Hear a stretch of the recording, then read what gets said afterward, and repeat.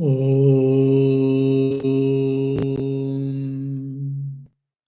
Sthapakaya cha dharmasya sarvadharmasvarupine avatara varisthaya Ramakrishnaya te namaha. My salutations to Sri Ramakrishna, who descended on this earth to establish the Dharma, who is the embodiment of essence of all the dharmas, and who is best among the incarnations. Om, peace, peace, peace. Dear devotees, previous week we had Nivedita's birthday celebrations, and afterwards I had been to Belfast to open a Vivekananda Vedanta Center study group. Hence, we didn't had a evening talk, that is Sunday evening talk. I think 2 or 3 weeks before, we did discuss about the concept of Maya according to Sri Ramakrishna in the light of his parables. When we see or when we read or when we hear the parables of Sri Ramakrishna, we feel astonished, we feel dumbfounded to see the simplicity in the language and also in the style where Sri Ramakrishna introduced to teach the most difficultest or the complex problems, philosophies which is discussed in the scriptures across the globe. It may be in Hinduism, it may be in any other religions. When it comes to Sankhya philosophy, when it comes to Tantra Shastras, or Upanishads, or non dualistic philosophy, or qualified monoism, whatever it may be. When we read Upanishads, when we read the commentaries written by different philosophers on the scriptures, whoever has read, when we read, we feel sometimes difficult, some things goes above the head, whatnot.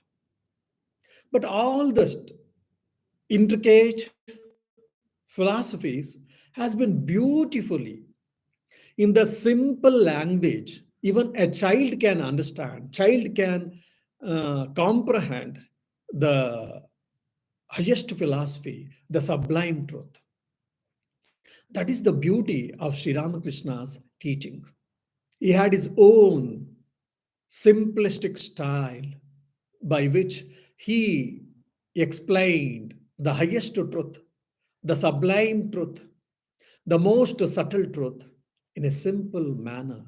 And that too, taking the example of day to day life.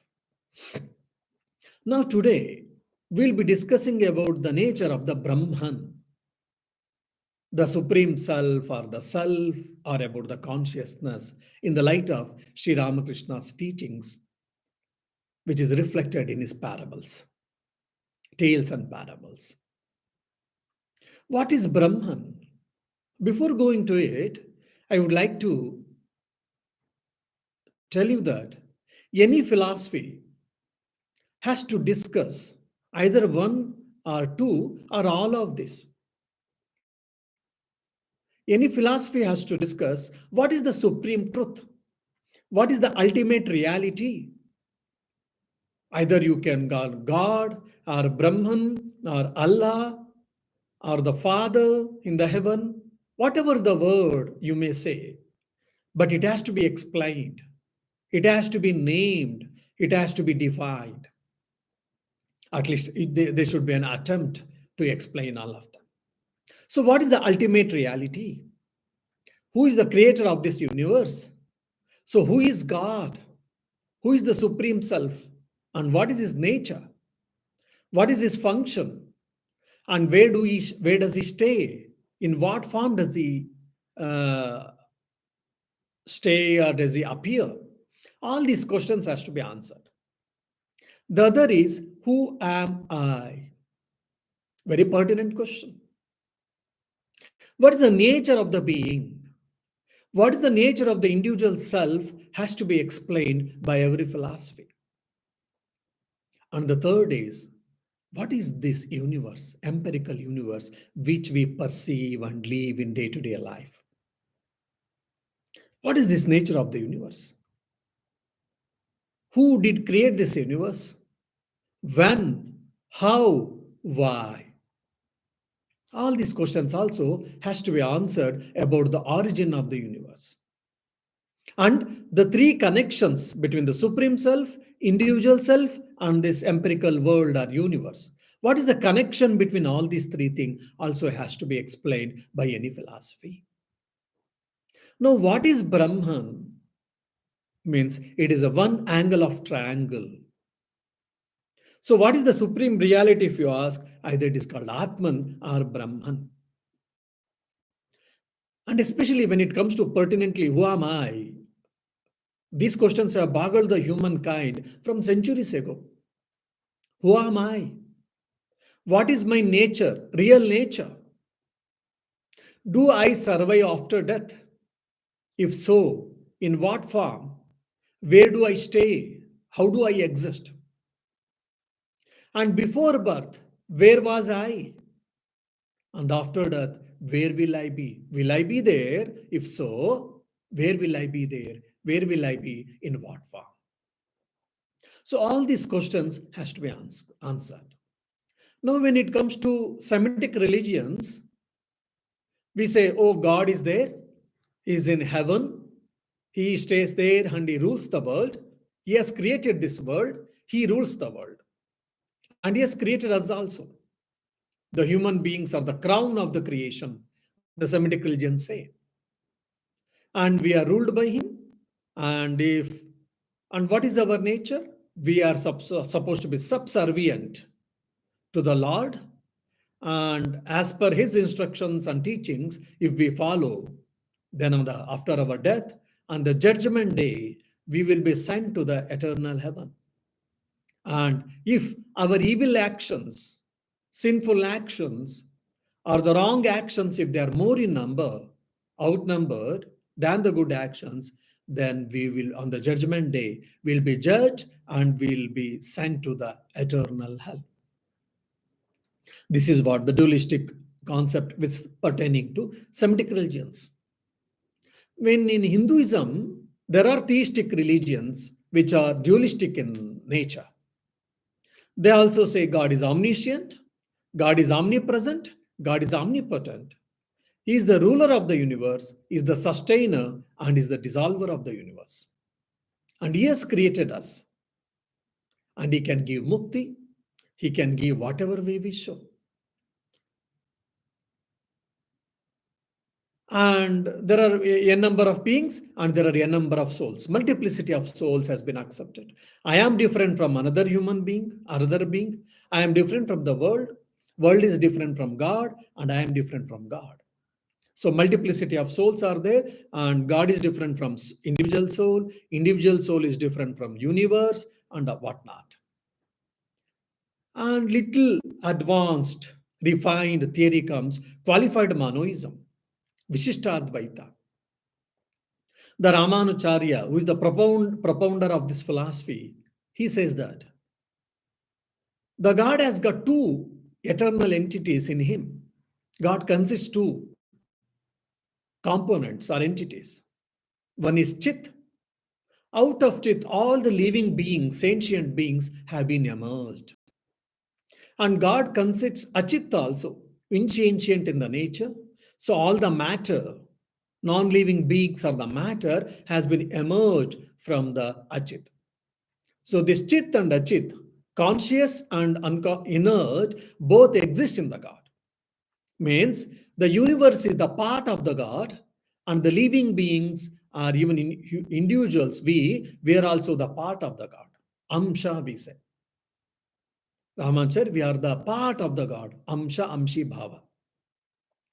And next comes non-dualism, Advaita Vedanta, that there is the only one reality, neither two, nor three, nor four or five or whatever. The only one reality which is Brahman. Either you can call Atman or Sachidananda or whatnot. But there's only one reality, that is what the Brahman. And there is no essential difference between the Supreme Self and individual self. Just like if you see the pond of water and if you see the leafy river, what is the difference? From the content point of view, there is no difference because both contain H2O only, that is water. So potentially or essentially, there is no difference between Supreme Self and the individual self. That's why Tattvamasi, I am Sarvam Khalvidam Brahma, they say. Then what about this universe? Which is in nature of matter. Then they say Brahman with the help of its own power called Maya, with the help of Maya, it has been projected. The universe has been projected. They don't accept the theory creation. Then when it comes to materialist Charvakas, they say there is no permanent reality, so-called self. Self means it is only body. So when body gets perished, then the self gets perished. No more birth, no more coming back, nothing else. Then there are Buddhists who say that more or less there is no permanent reality, it is only all, everything is in mind or the only mind. The self is equated with the mind as sort of. Of course, they don't accept the permanent reality like self. Some of them say the thoughts are the self. Then the non dualistic philosophy, Advaita Vedanta, says it is the consciousness, it is the existence, it is the bliss. Sachidananda is the nature of the self, and which is subject, it is never the object. See, just I'm making a remark, or I'm just mentioning about different philosophies at very broad canvas. I'm oversimplified even. When we hear this itself, sometimes we feel, oh my God, there are different theories about the self. There are different postulations or the axioms or the philosophies about the ultimate reality, about the Brahman, about the Supreme Self, or about the Self even. So we get boggled, we get confused, we get startled, or we may think, oh my dear, it is too much complex, better not.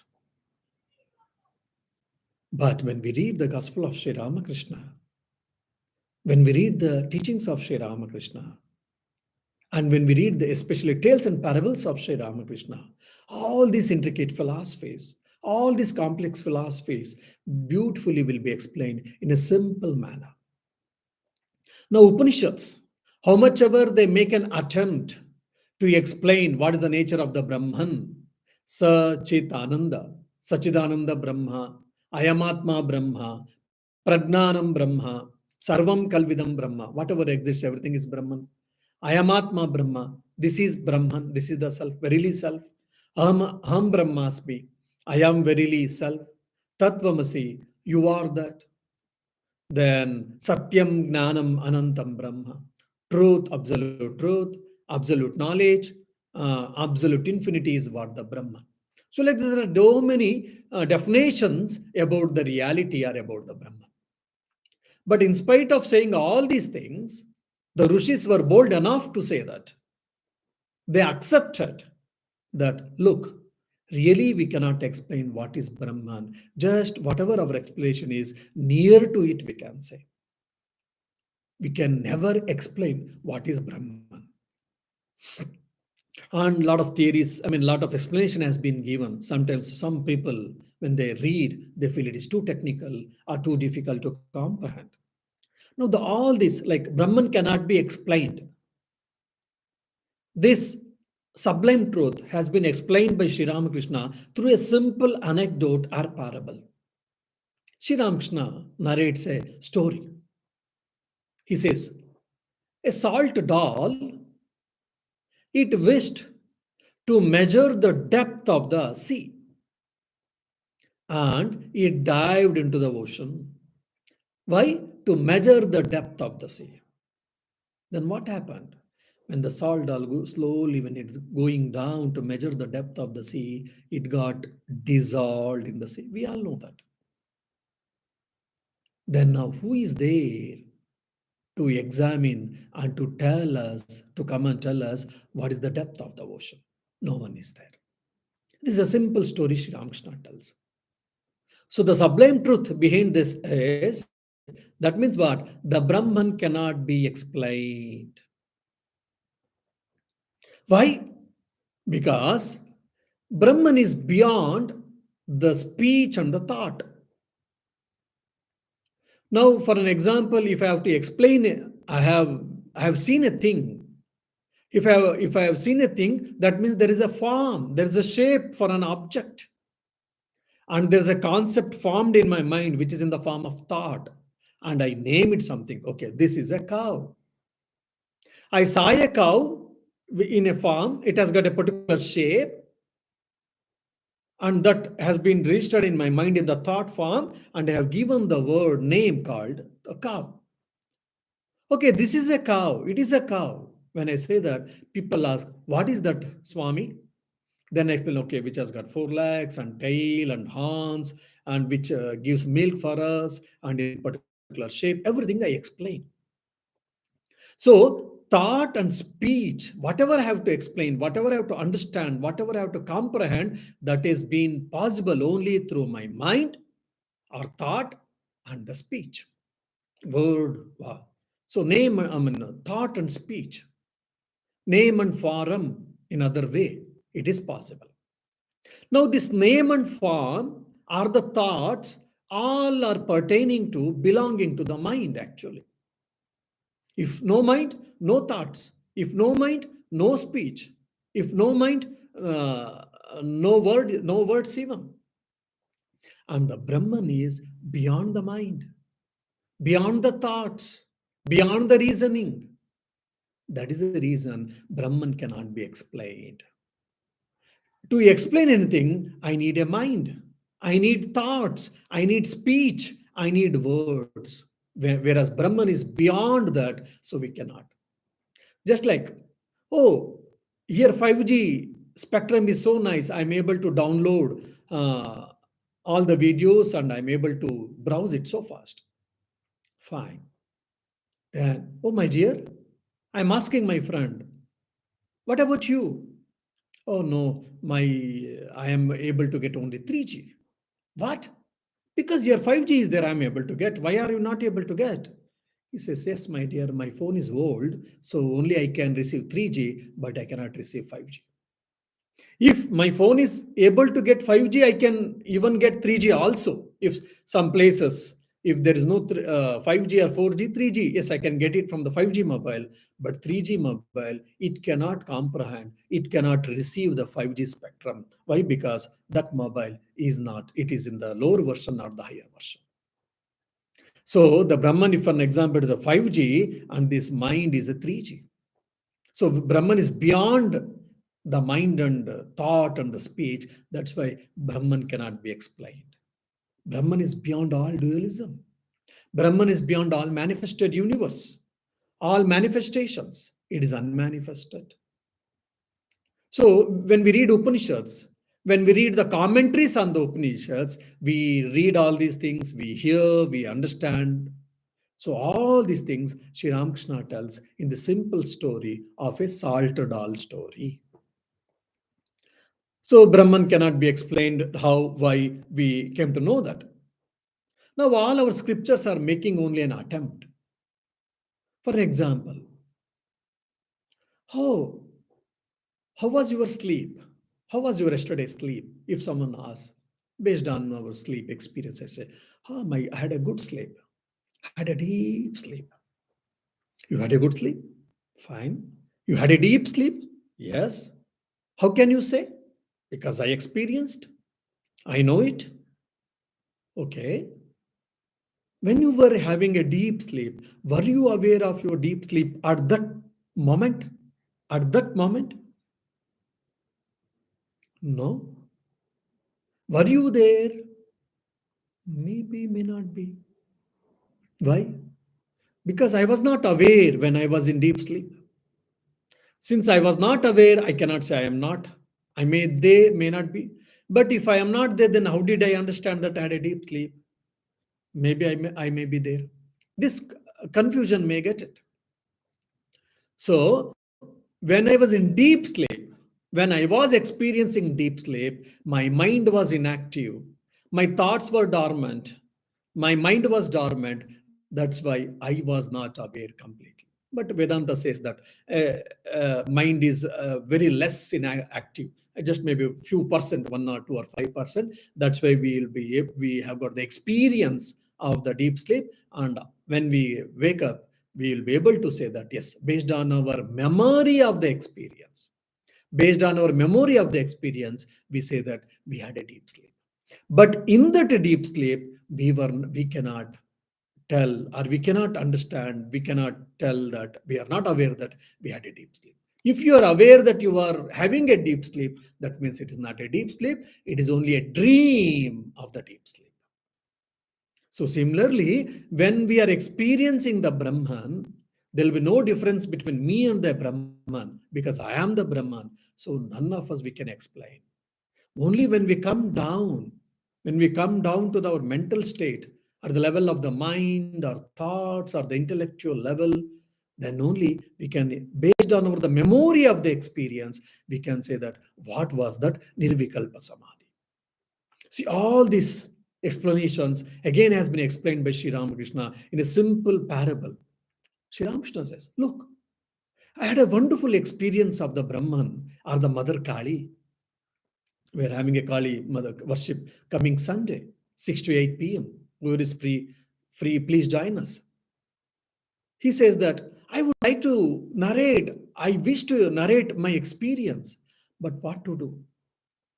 Mother Kali, Divine Mother, is holding my throat and she is not allowing me to narrate my experience.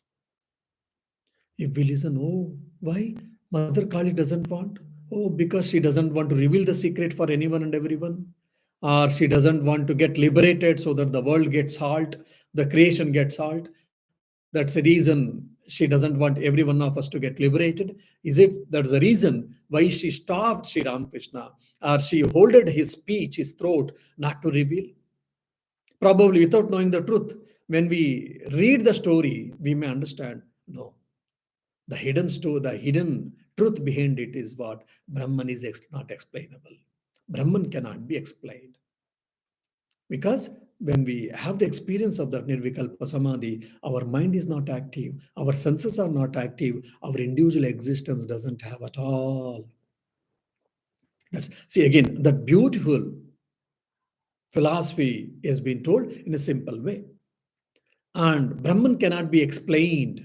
Brahman cannot be explained by word or thought or speech. He tells very clearly in a simple manner that in the whole world, there's only one thing which is not defied by speech or tongue, means that is only Brahman.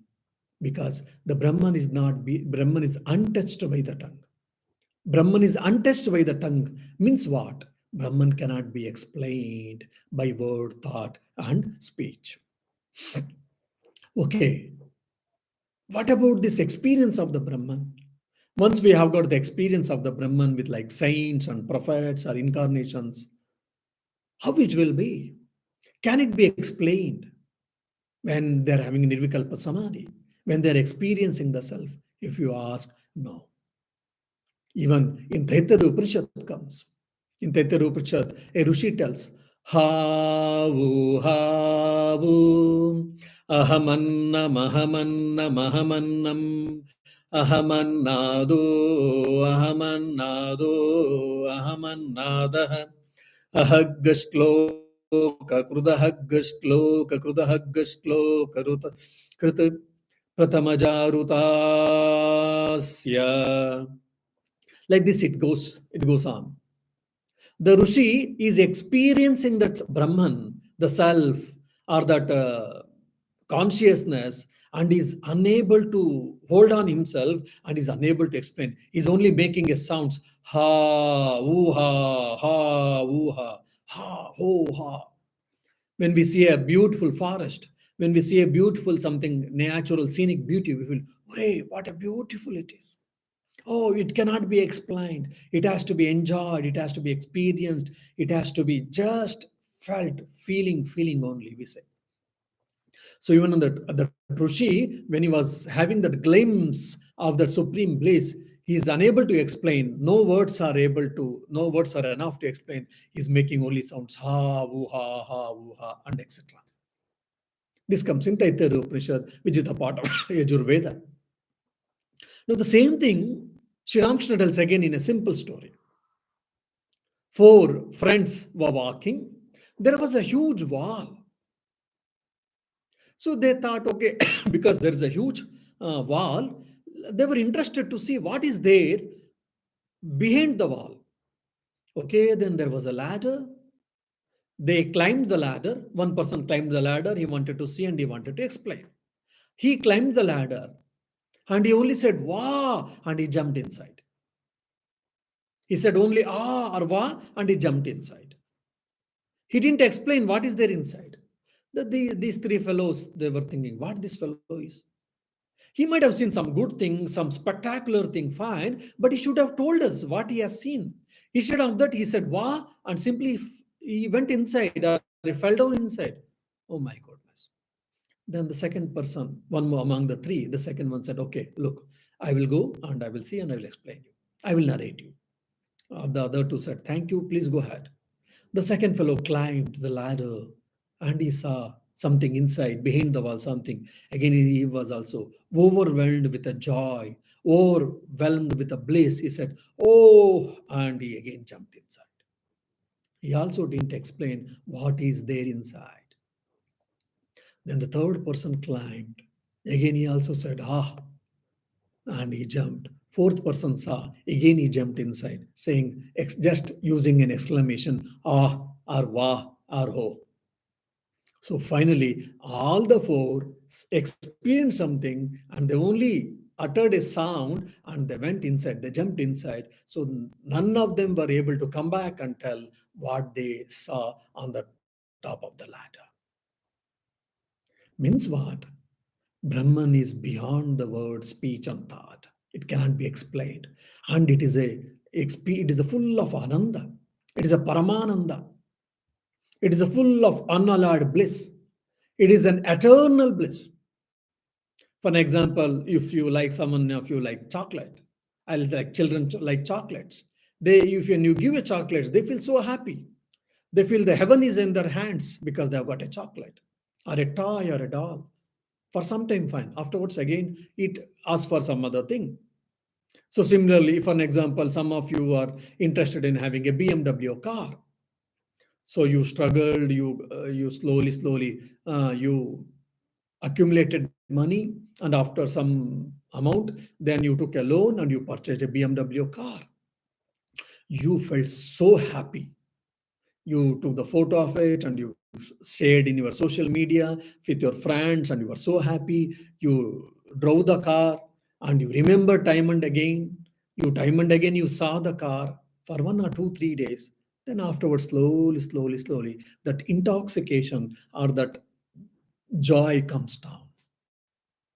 After 2, 3 weeks or a month, yes, I've got a car, BMW car, I'm using for transportation or traveling from one place to another. Once in a while, we may feel happy, that's it. But the amount of happiness on the first day, whatever we experienced, and after a few months, if you see, it has drastically it has come down. That's what happens with everything in this empirical universe. Whatever the best thing you would like to have and you had, after some time, the same amount of joy you don't experience, you don't get from the thing, from a person. But whereas with the self, it is the same. Hundreds of years before, now, or even after hundreds of years, when you experience the self, there is no change in the amount of bliss, in the quality of the bliss in the self. This is why it is a Ananda Swarupa and it is a Paramananda Swarupa. There is no other joy, there is no other better joy other than experiencing the self. That's why we all should try to experience the self. And again, one more example Sri Ramakrishna gives. It is all based on Upanishadic explanation or stories. Two children, one was elder, the other is younger. Both of them, they went to Gurukulas. In India, in the olden days, we had an ancient education system where the schools used to be in the forest, basically out It used to be away from the towns and hustle bustle of life. And they had a very strict life. They were supposed to get up at early morning, 4 or 5 before sunrise, finish ablutions, and do Gayatri Mantra, Sandhya Vandana, or prayers, meditation, then exercise, then start early class, maybe at 8.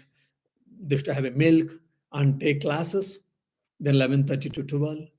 Then go to the forest and collect firewood and do some different activities of the ashram, cleaning, sweeping, mopping, then have a lunch, then again discuss some scriptural classes, evening do some exercises and Sandhya Vandana, prayer, meditation, revision, and sleep.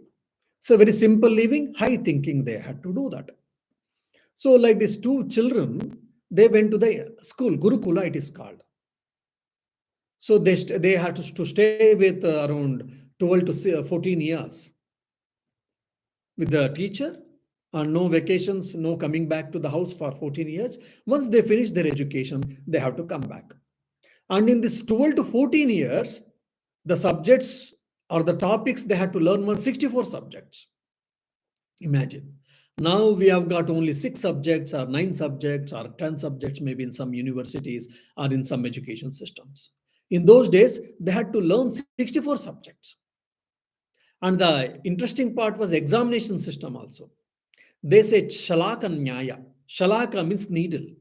Say for an example, there was an exam on the Yajurveda, on the Vedas. The Yajurveda, which was in the olden days, which was on the palm leaves. So that whole book, which runs few thousands of verses, will be kept on the table. The professors are sitting, children, all the students have assembled, juniors, seniors, everyone is assembled.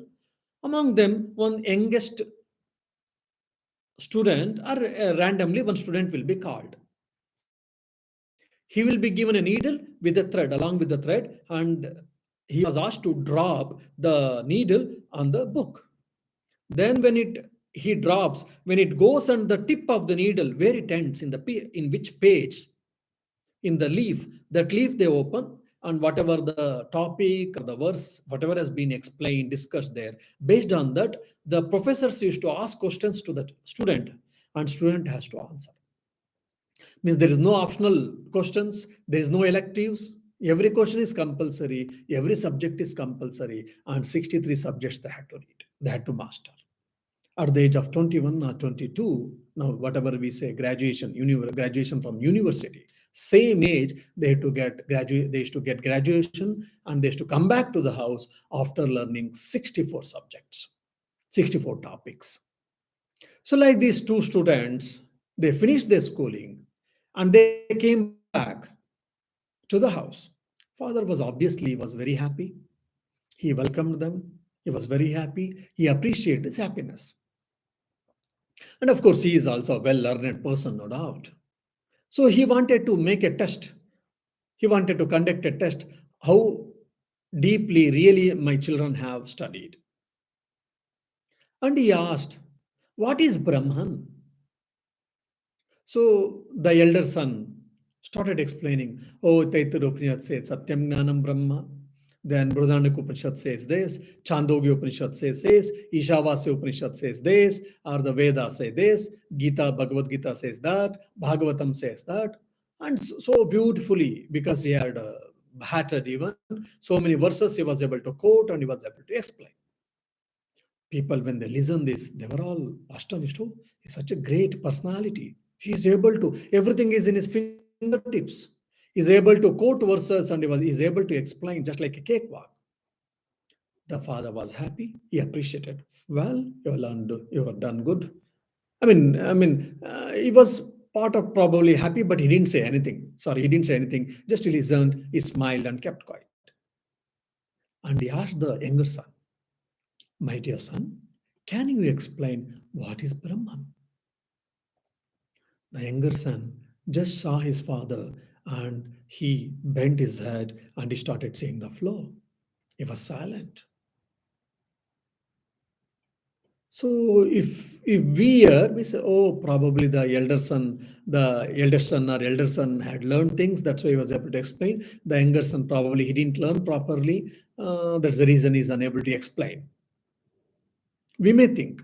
But contrary, the father said, "My dear son, I am very happy. At least you have learned something." People will take aback when we hear this. How? Because his elder son explained so many things. He quoted verses and he explained a lot. His father kept quiet, and the younger son kept quiet. He didn't utter even word, and the father appreciated it. It is not right. This is not fair. I think father is doing a partiality among his children. Probably he likes his younger son more, so he's appreciating. It is not right. We may feel, but no. Because actually, in reality, what is Brahman, we cannot explain. But still, how much ever we say we cannot explain, people may mistake that, oh, that means it doesn't exist. That means it is a blank, or it is a void, it is shunya, or it doesn't exist at all. Asat, which we say non-existence. So people may get confused, people may get misunderstand. That's why the Varushi said it is Sat. It is not, it is never non-existent. It is the essence of all the existence. It is the existence-ness. Things exist, universe exists, different worlds exist, I exist, you exist. But the existence-ness, which is the commonality among all that which is called universe in the Western philosophy, and that is that Sat, and that is what Brahman. So you cannot think, you are not supposed to think that it doesn't exist. It doesn't, no, it is not that not exists. It exists. It is the existence-ness. It is the essence of all the existence. Okay, then maybe it is maybe inert, or it is dull, it is void, it is blank or bland, plain, something like that. No, it is the awareness, chit. It is absolute awareness. It is absolute consciousness. Okay, then you cannot, it may be very bland. Just like we'll have a bland food. So it may be very bland, very plain. It is maybe boredom. It may not be interested, or it may be negative in nature. So we may get such type of doubts, such type of questions about the self, about the Brahman. To remove that, to nullify it, our rishis have said, no, it is Ananda Swarupa, it is Paramananda Swarupa. It is the nature of everlasting, unalloyed bliss. So whatever we are seeking for, searching for that happiness in the external things and in the people, that is only because our inherent nature is blissful, Ananda. So we are trying to search that Ananda in the other things. So these are the possible definitions only. So Brahman cannot be explained. Again, that beautiful, very sublime philosophy has been explained by Sri Ramakrishna in this small parable, simple parable of the two students story. Of course, this is we can come across in the Upanishads. And one more beauty of Sri Ramakrishna is, in very sometimes very jokingly, he explains the grand philosophy in the small incidents. I don't know, I mean, he was always in the transcendental meditation state, but still he has observed all these things. That is the beauty of Sri Ramakrishna. Sri Ramakrishna narrates what is the path to experience the self or the Brahman. Upanishad says there are two paths. One is Soham, it is, it is.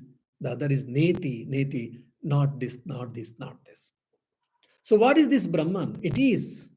It is Sat, it is Chet, it is Ananda. So what it is, they try to explain to somewhat possible way. The other is, okay, I'm seeing this empirical universe. Is it? No. I am able to see my body, physical body. Is it? No. So this physical body inside there is a subtle body. Is it? No. Is it mind? No. Is it thoughts? No. Is it emotions? No. Is it feelings? No. Is it ego? No. Then when I go inside, I stop asking. This is what, not this, not this, not this. Whatever I perceive by mind and thoughts or by my body, by my sense organs, it is not this. This is what Neti Neti Marga. These are the two established paths to experience the Brahman. This Neti Neti Marga, which is beautifully explained in Upanishads in a technical manner sometimes, that has been explained by Sri Ramakrishna, narrated through a small story narrations.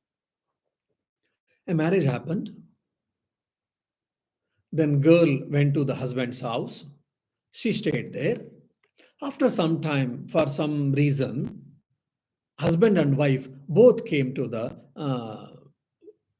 maternal love. That is, husband came to the wife's house, their parents' house.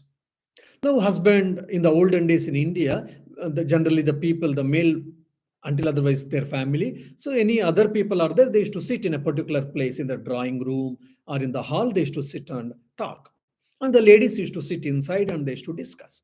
If there are only family people are there, they used to sit each other across the table and they used to discuss or talk or dine. But if there are other people, XYZ neighbors and all, it is not well encouraged the especially ladies to expose themselves in front of other male personalities. That was the tradition in those days. So now this husband has come, young chap, his father-in-law is there, some relatives are there, some neighbors of the village have come. All of them are sitting in the drawing room probably, and they're having a chat. Now inside room, this girl, young girl, who had married just few months before she has come. Obviously, her friends have come inside. But most of her friends, they couldn't attend her marriage ceremony. But now all of them wanted to know who is her husband. And it is a fun also, we know that. So they started asking, okay, a person who is wearing that green checks shirt, green box, small green boxer shirt, is he? She says no. Okay. Next person who is wearing a white color shirt, is he? No. Okay, a person who is wearing a saffron color shirt, a light saffron shirt, is he? No. Okay, a person who is wearing a brown color shirt with the dhoti, is he? No.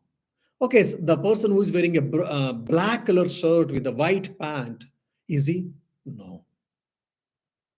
Okay, the person who is wearing a red color shirt, is he? She keeps quiet. She never says yes, she never says no. But she only hangs her head down with a bashful nature, with shyful face. So all of her friends, they understood that, okay, that fellow who is wearing a red color shirt, he is the husband of our friend, of our lady. See, all the time she said no, no, no. But when she was asked about his own husband, her own husband, she kept quiet. She never said anything. Her own keeping herself numb itself is an answer. So, to explain what is Neti Neti Marga, through Neti Marga, how we can realize oneself, how can we experience the self or the Brahman, which has been discussed in the Upanishads. So, that philosophy, that spiritual pursuit has been explained in a simple, in a day to day experience. This is what the greatness of Sri Ramakrishna.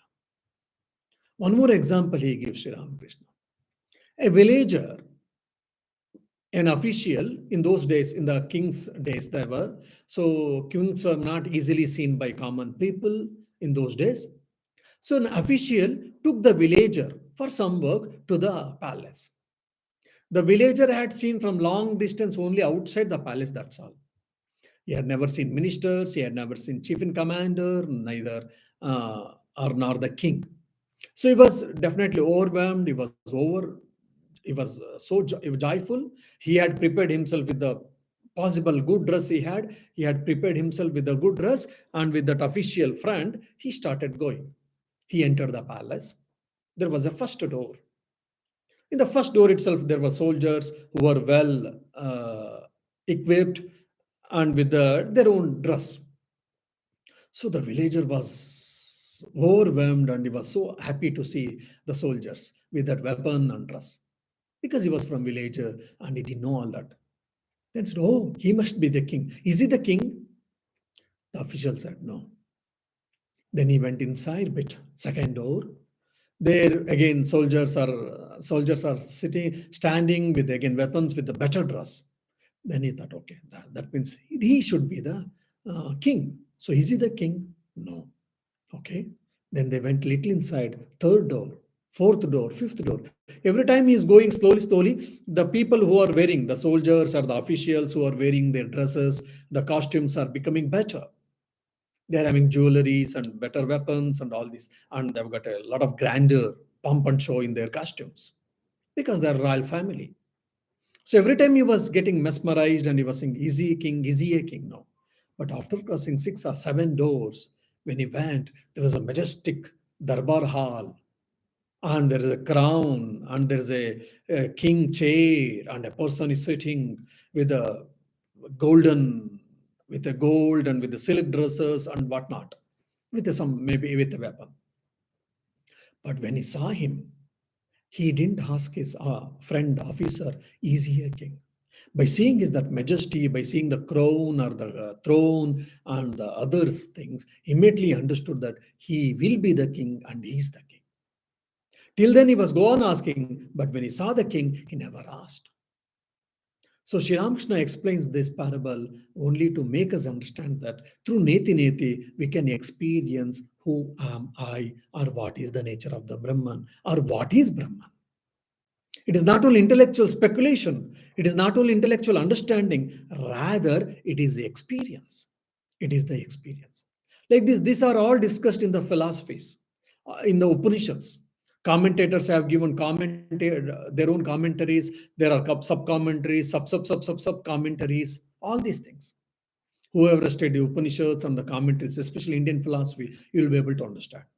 And in the West also, different types of discussions have happened about the absolute truth, about the self, about the consciousness. Even today, a lot of experiments and discussions are happening. What is consciousness? But Sri Ramakrishna, in his own style, in a simple parables, which we experience in our day-to-day life, with the help of the parables or stories, the most intricate philosophies has been explained by Sri Ramakrishna. That is the beauty of his teaching. So whoever has studied some Vedanta and Upanishads, Gita, philosophies, and when we study parables of Sri Ramakrishna, we get overjoyed. We get mesmerized. We get astonished to see how simple, in simple language, Sri Ramakrishna has taught the most sublime philosophy, the most intricate philosophy, or sometimes it can be a bit complex also for a human mind. So may Sri Ramakrishna bless all of us so that we shall experience this divinity, divine and the supreme self or the Brahman, and we shall get out from this cycle of birth and death and experience that unalloyed eternal bliss. Om Shanti Shanti Shanti Hari Om Tat Sat Sri Ramakrishna Arpanamastu. So coming Sunday, we have got a Kali Puja, Deepavali, on account of Deepavali, from 6 p.m. to 8 p.m. So I ask all of you to attend the puja and receive the blessings of Mother. If not, you can attend through online, through Zoom or through the YouTube also. Wish you all happy Deepavali.